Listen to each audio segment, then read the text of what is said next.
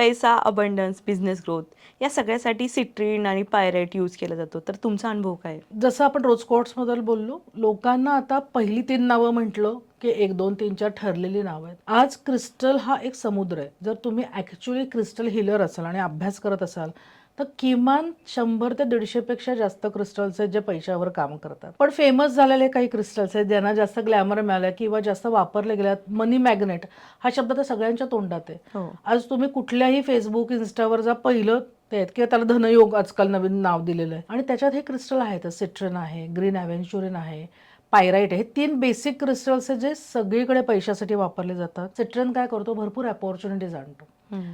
नुसत्या अपॉर्च्युनिटीज आणत नाही, त्याच्याबद्दलची जी पॉझिटिव्हिटी पाहिजे, एक काय म्हणूयात, की आपल्याला ऑप्टिमिझम पाहिजे, की हे हो जाएगा. हा जो रिलॅक्सेशन आहे आणि एक कॉन्फिडन्स आहे तो सिट्रिन देतो. पायराइट काय करतो, तो आलेला पैसा टिकवून ठेवतो. त्याच्यासाठी एक प्रोटेक्शन तयार करतो आणि एक स्ट्रॉंग जो आपला लिक्विड मनी हवा आहे तो क्रिएट करतो. आणि प्रोटेक्शन हे त्याचं एक वेगळं हे आहे. ग्रीन ॲव्हेंच्युरिन काय करतो, तो लकी चार्म म्हणून वापरला जातो. तुम्हाला तुमच्या आयुष्यासाठी आउट ऑफ बॉक्स थिंकिंग जे हवं आहे, जे मी केलं, की होमिओपॅथी सोडून काहीतरी वेगळं करणं, तर ह्याच्यासाठी तुम्हाला तो मदत करतो.